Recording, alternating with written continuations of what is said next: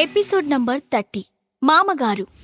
జ్యోతి గాఢ నిద్రలో ఉండడంతో తాను దొంగల దగ్గర్నుండి తీసుకొచ్చిన పుస్తకాలను బయటకు తీసిన సాగర్ వాటిలో పవర్ కంట్రోలింగ్ పుస్తకాన్ని ఓపెన్ చేసి చదవడం మొదలుపెట్టాడు. ఆ బుక్లో మానవ శరీరంలో ఉండే ఇంటర్నల్ ఎనర్జీని యాక్టివేట్ చేసుకునేలా హై లెవెల్ మెథడ్స్ గురించి వివరంగా ఎక్స్ప్లెయిన్ చేసి ఉంది. ఆ విషయాలను వివరంగా తెలుసుకున్న అతను ఆశ్చర్యపోయాడు. ఆ తర్వాత రెండో పుస్తకాన్ని కూడా ఓపెన్ చేశాడు.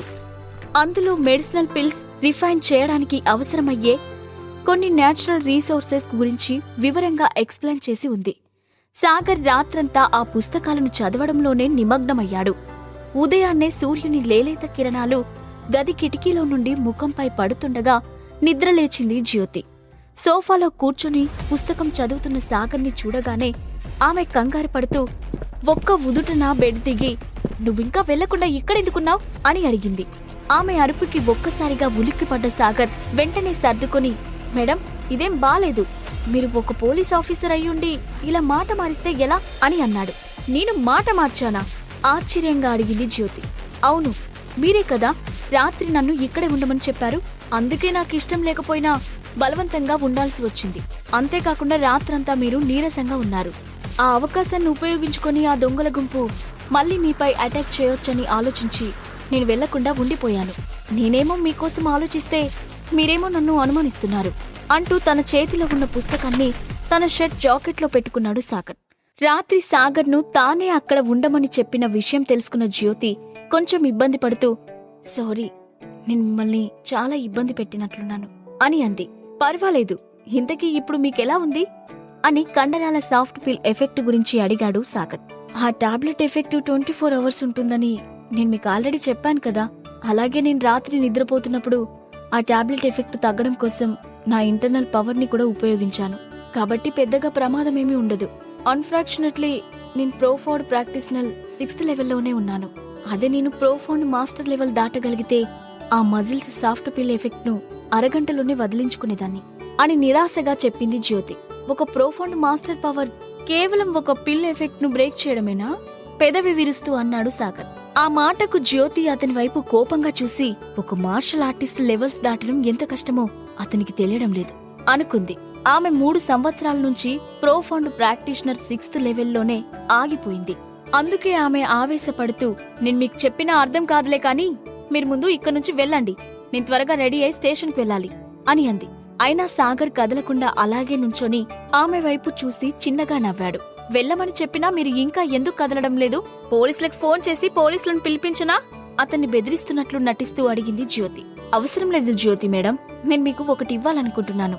అది మీకు ఉపయోగపడుతుంది" అని అంటూనే తన పాకెట్లో నుంచి ఎర్ర గోధుమ రంగులో ఉన్న ఒక పిల్ను బయటకు తీశాడు సాగర్. రాత్రి అతను చదువుతున్న బుక్లో న్యాచురల్ రీసోర్స్ ద్వారా టాబ్లెట్స్ రిఫైన్ చేసే విధానం గురించి రాసి ఉండడంతో సాగర్ వంటగదిలోకి వెళ్లి అక్కడున్న షుగర్తో పాటు మరికొన్ని పదార్థాలు ఉపయోగించి ఒక పిల్ తయారు చేశాడు.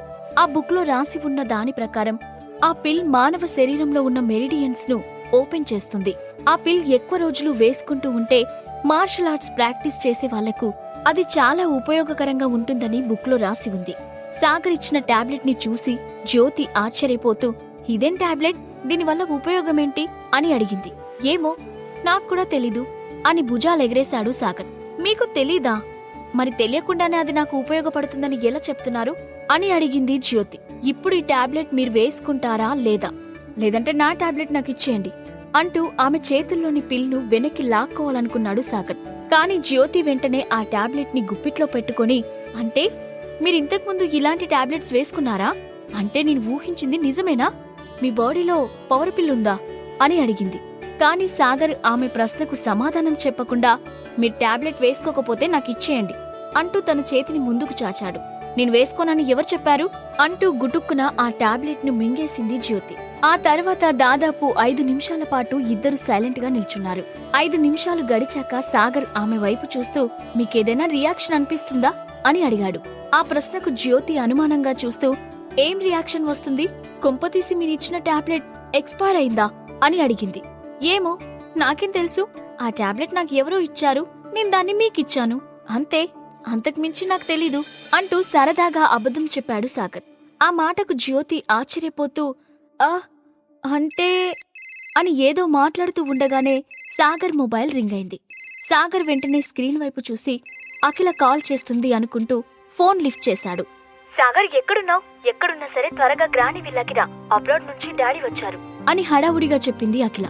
సరే వెంటనే బయలుదేరుతున్నాను అని చెప్పి కాల్ కట్ చేసి నేను వెళ్తున్నాను మేడం అని జ్యోతితో చెప్పి ఆమె ఇంటి నుండి బయటకు వచ్చాడు సాగర్. ముక్తాదేవి విల్లాకు వెళ్లే దారిలో అతని మనసులో ఆలోచనలు మొదలయ్యాయి. అఖిల తండ్రి విజయేంద్ర ప్రసాద్ విదేశాల్లో చిన్న చిన్న బిజినెస్లు చేస్తూ ఉన్నాడు. చాలా ఏళ్లుగా అతను ఇండియాకు తిరిగి రాలేదు. ముక్తాదేవి తన కొడుకు విజయేంద్ర ప్రసాద్ పై చాలా ఎక్కువ ప్రేమ చూపించేది.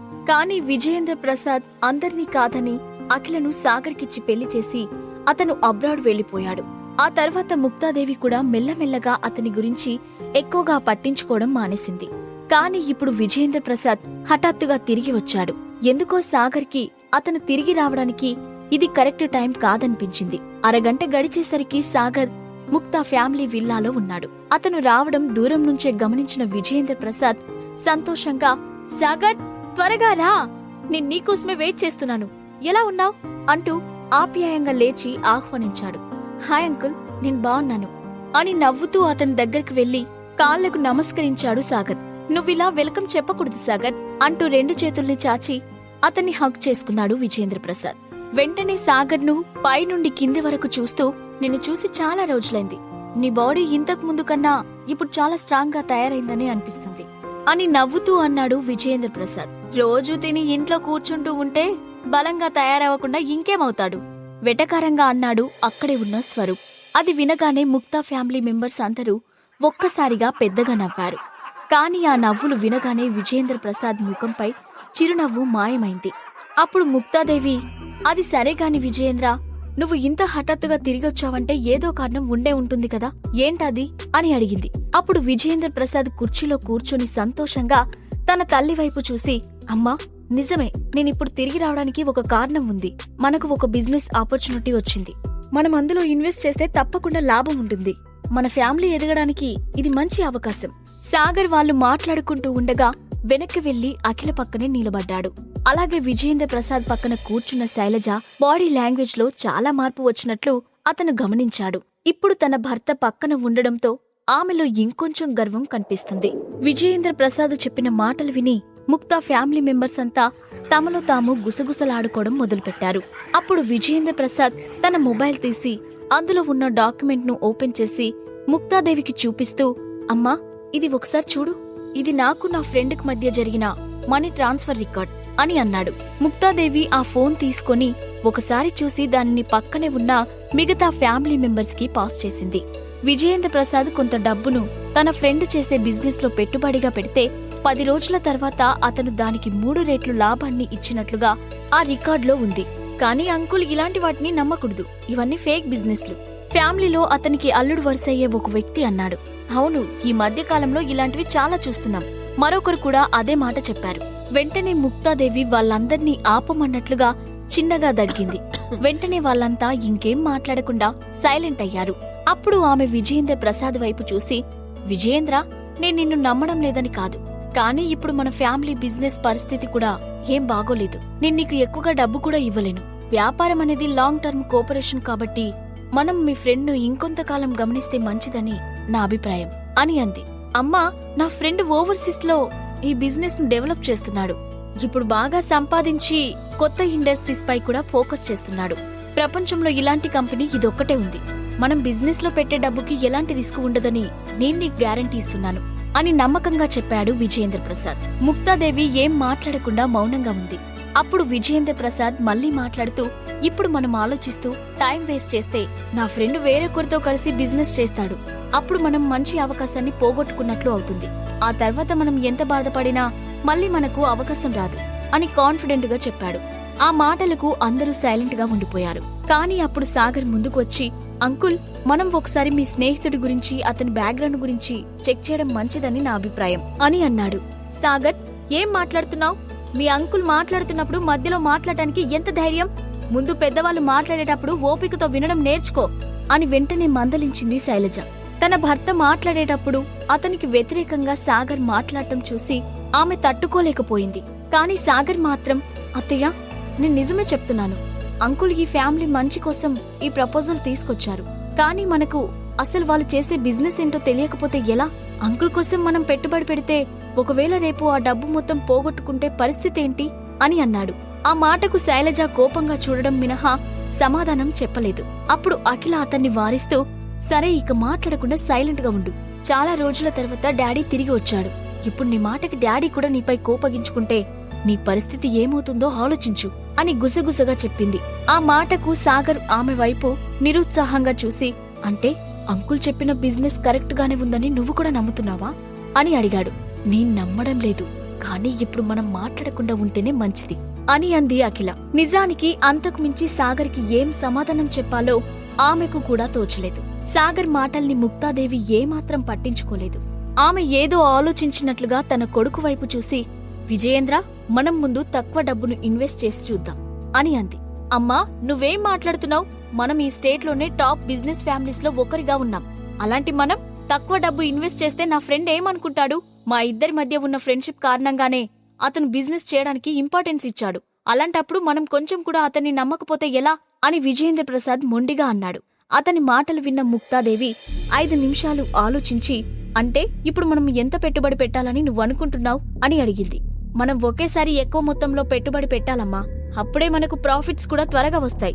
అతి త్వరలోనే మన ఇన్వెస్ట్మెంట్ కన్నా 3 రెట్లు ఎక్కువగా మనీ సంపాదించొచ్చు అని చెప్పాడు విజయేంద్ర ప్రసాద్. ఆ మాట వినగానే అక్కడ ఉన్న అందరూ ఒకరితో ఒకరు గుసగుసలాడుకోవడం మొదలుపెట్టారు. వాళ్లలో కొంతమంది విజయేంద్ర ప్రసాద్ మాటల్ని సమర్థిస్తూ ఉంటే, మరికొంతమంది అతన్ని వ్యతిరేకిస్తూ ఉన్నారు. ఇంతలో నీలిమ ముందుకొచ్చి, గ్రానీ, ఈ విషయంలో అంకుల్ చెప్పినట్లు చేయడం మంచిది కాదని నా అభిప్రాయం. ఎందుకంటే మనకన్నా రిచ్ ఫ్యామిలీస్ హైదరాబాద్ సిటీలో చాలా ఉన్నాయి. కానీ ఇలాంటి గొప్ప బిజినెస్ ప్లాన్ వాళ్ళెవరికీ తెలియకుండా కేవలం మన దగ్గరికి వచ్చిందంటే ఖచ్చితంగా ఇందులో ఏదో స్కామ్ ఉంటుంది అని చెప్పింది. నీలిమ, పెద్దవాళ్ళు మాట్లాడుతున్నప్పుడు మధ్యలో మాట్లాడటానికి నీకేం అర్హత ఉంది? ఒకవైపు నేను మాట్లాడుతున్నాను కదా అంటూ కోపం తెచ్చుకున్నాడు విజయేంద్ర ప్రసాద్. అతని అరుపులకు నీలిమ కొంచెం భయపడి, అయినా ధైర్యం తెచ్చుకుంటూ, నాకు అర్హత ఉన్నా లేకపోయినా పర్వాలేదంకుల్, కానీ ఖచ్చితంగా ఇందులో మోసం ఉంది అని చెప్పింది. ఆమె మాటలకు విజయేంద్ర ప్రసాద్ కోపంగా ఏదో అనబోయాడు. కాని ఇంతలో సాగర్ కూడా ముందుకొచ్చి, అంకుల్, మనం డబ్బు ఇన్వెస్ట్ చేసే ముందు 1-2 సార్లు ఆలోచించుకోవాలని నేను కూడా అనుకుంటున్నాను అని అన్నాడు. సాగర్ మాట్లాడడం పూర్తి కాకముందే కుర్చీలో నుంచి దిగ్గున లేచిన శైలజ కోపంగా సాగర్ దగ్గరికి వెళ్లి, మన కుటుంబం పైకి ఎదగడం నీకు ఎప్పటికీ ఇష్టం ఉండదు కదా? నువ్వు ఎటూ పనికిరానివాడివి, ఏమీ చేయలేవు. కానీ అఖిల తండ్రి అలాంటివాడు కాదు. అతను చాలా తెలివైనవాడు. ఇక ఈ విషయంలో నువ్వు మరో మాట మాట్లాడకుండా ఉంటేనే మంచిది అని హెచ్చరించింది. కాని అత్తయ్య, ఒకసారి ఆలోచించండి. డబ్బు సంపాదించడం అంత తేలికైతే ఈ లోకంలో పేదరికమనే మాటే ఉండదు కదా అని అన్నాడు సాగర్. కాని శైలజ అతని మాటలు వినిపించుకోకుండా, నేను ఆల్రెడీ మాట్లాడొద్దని నీకు చెప్పాను కదా, అయినా మళ్ళీ అదే పని చేస్తున్నావు. నువ్వు మర్యాదగా ఇక్కడి నుండి బయటకు వెళ్ళు అని అరిచింది.